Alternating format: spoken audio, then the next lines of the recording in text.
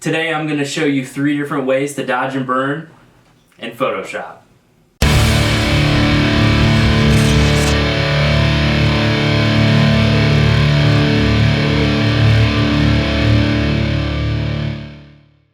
Hi, I'm commercial photographer and digital artist Brian Rodgers Jr.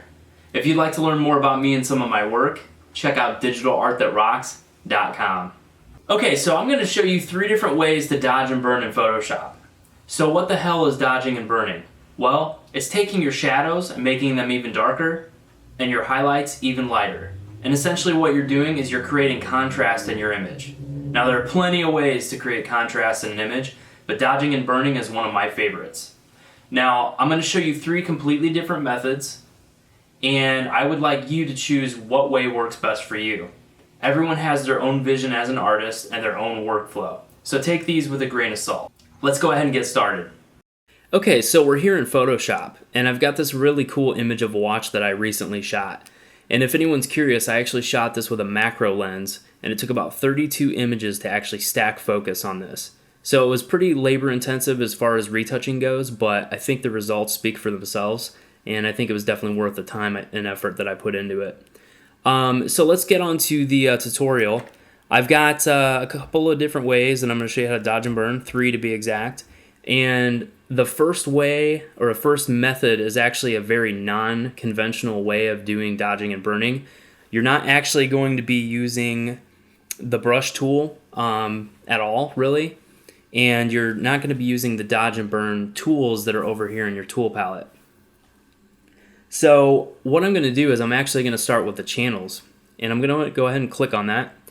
And you'll notice we've got red, green, and blue, and we've got this composite red, green, and blue RGB channel.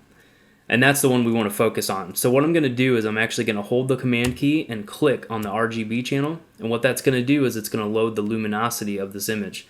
So what we can do now is we can actually go over to our curves adjustment, and you'll notice that it already generated a mask for us. And this is what the mask looks like. And I'm going to go ahead and click on curves again, and what this is going to allow us to do is basically go into the highlights and make them even brighter.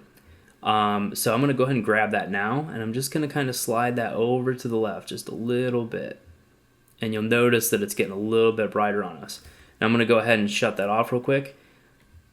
You don't want to go too overboard with this, but the nice thing is as an adjustment layer, you can actually go back and just adjust it however you need.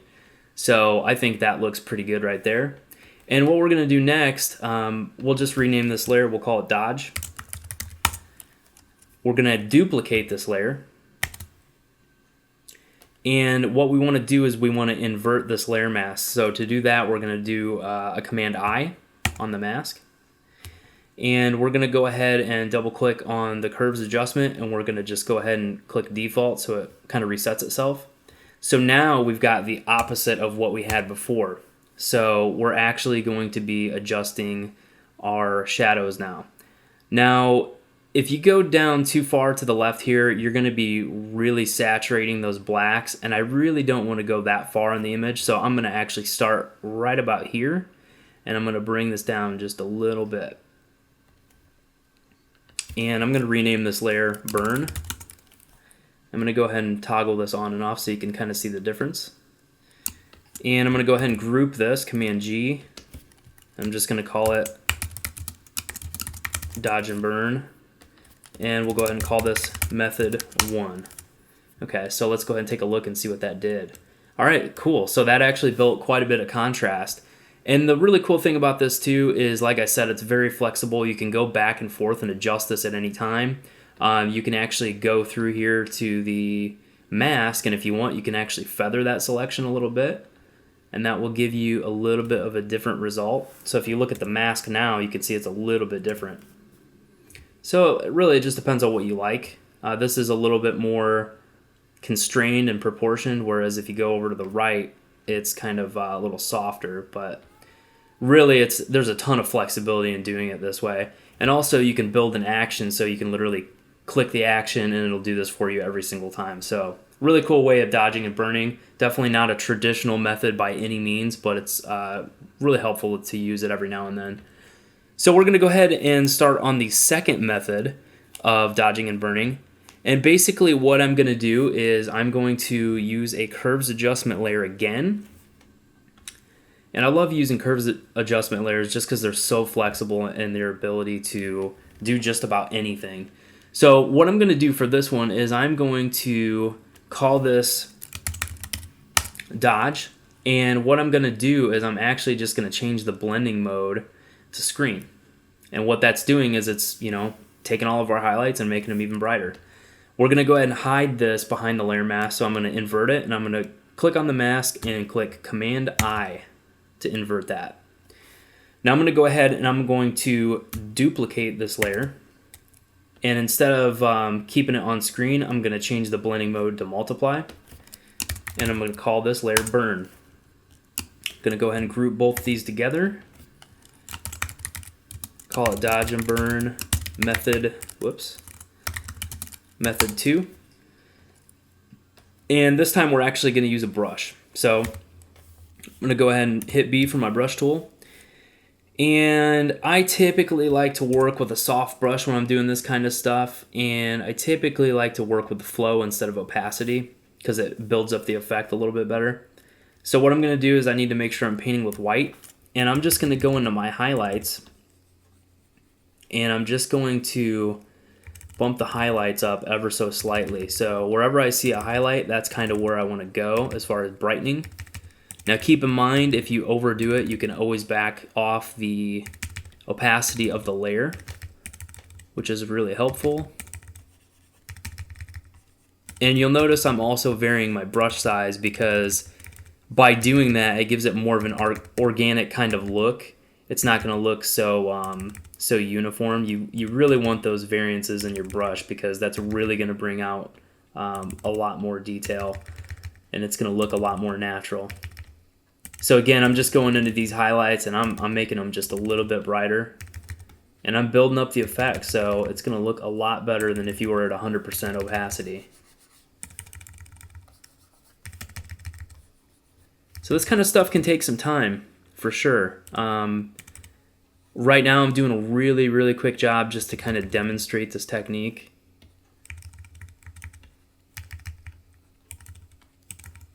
But I think it's looking pretty cool.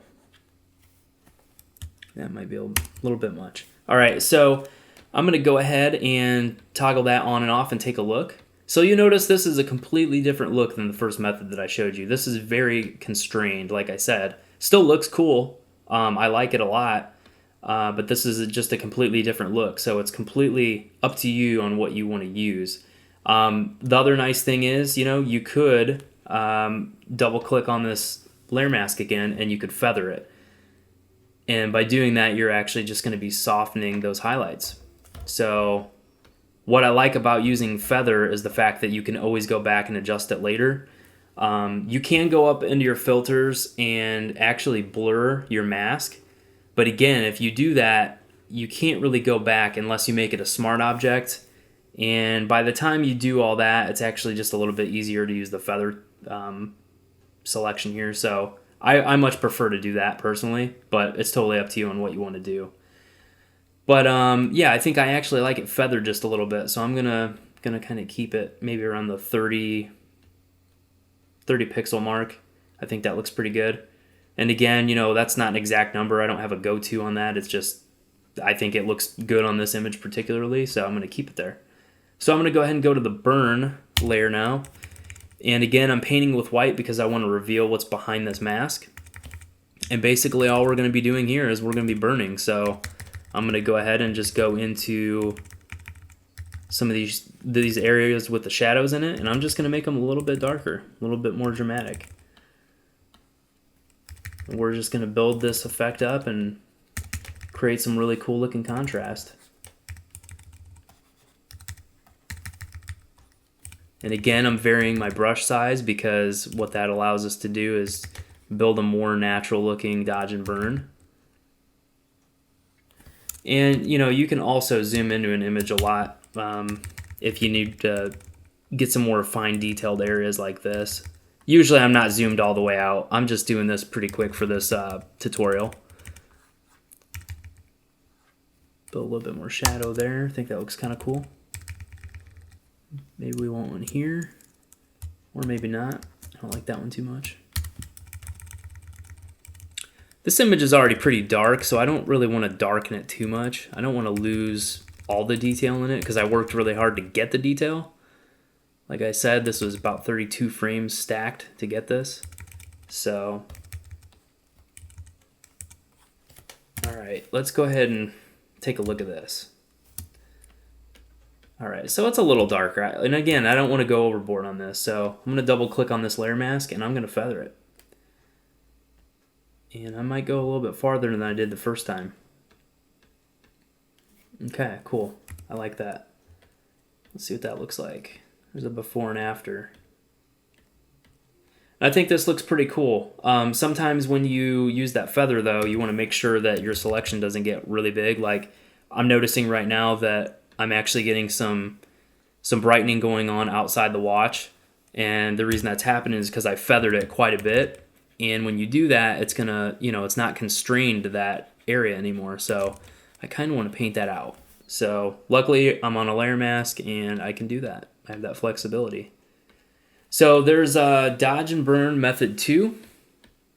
Looks pretty cool. And again, looks completely different than this first method that I just showed you. Completely different. All right, now we're going to go ahead and move on to the third way to do this. And what I'm going to do is I'm going to create a new layer. And I'm going to hold the Option key and click on this new layer button, or you could press Shift Command N for a new layer. And the important thing is that you do that because it will bring up this little dialog here. And what you want to do is you want to select Soft Light, and you want to fill it with a 50% neutral gray. And we're going to go ahead and we're going to call this Dodge. And I am going to go ahead and just duplicate that layer right off the bat. We're going to change that to Burn, and again we're going to group these. I always like to group layers. We're going to call this Dodge and Burn Method 3.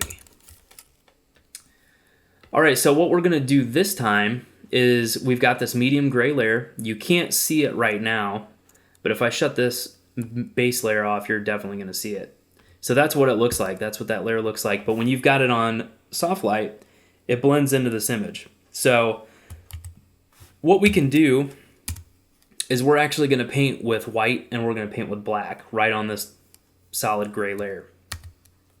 Now I typically like to make two different layers for dodging and burning simply because I like the flexibility that it gives me. If I were to put everything on one layer and if I needed to go back, it's just really kind of a waste of time because you're going to end up redoing a lot of stuff over again. So I find that by making two different layers, it just gives you a lot more flexibility. So we're going to go ahead and make sure we're painting with white, and we're going to go ahead and do the same thing we were doing before. We're just going to go ahead and start dodging. Going to go ahead and go into some of these brighter areas, and we're going to make them just a little bit brighter. Looks cool.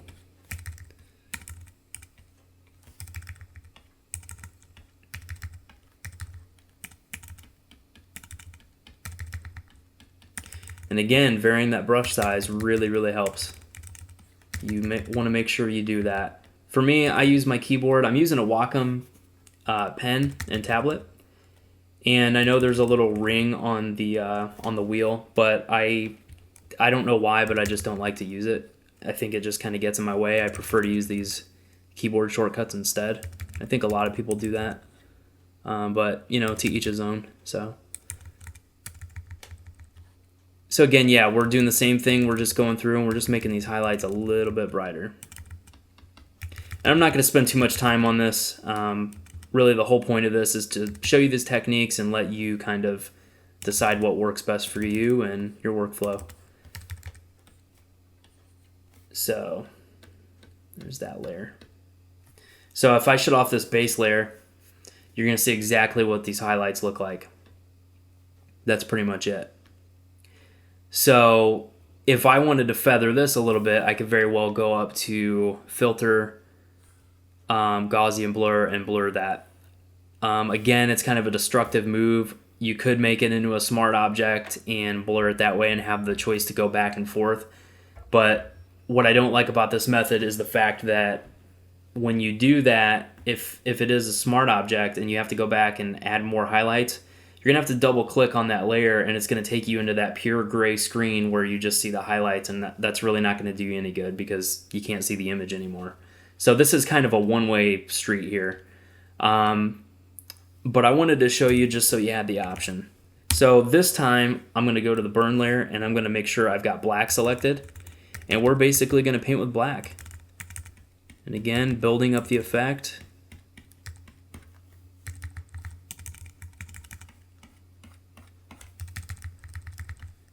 Varying brush size.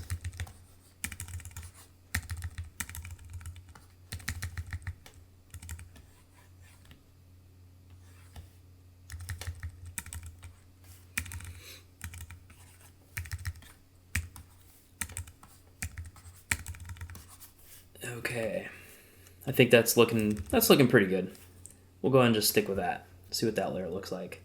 All right, so these are both of the layers. There's the dodge layer, there's the burn layer. So that's kind of what they look like individually. Now again, like I said, you could blur those if you like. That's what it looks like. So we'll go ahead and review these again. This is dodge and burn method 1. Again, it's just building contrast in the image, very constrained, still looks really cool. This one is just using curves adjustments and switching the blend modes to screen and multiply. And then also dodge and burn method 3 is using gray layers. And really there's no right or wrong way to dodge and burn. It's completely up to you. You're an artist, you make that decision, what looks good to your eye.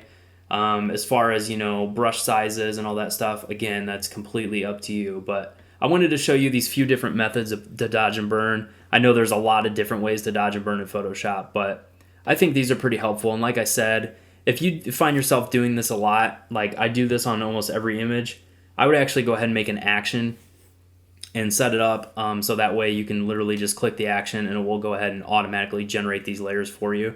It's just a really good time-saving habit to get into. So there you go, 3 different ways to dodge and burn in Photoshop, and I hope this was helpful. And if anyone has any questions, just leave a comment below. And in the meantime, if you want to see more of my work, check out digitalartthatrocks.com. Take it easy, guys.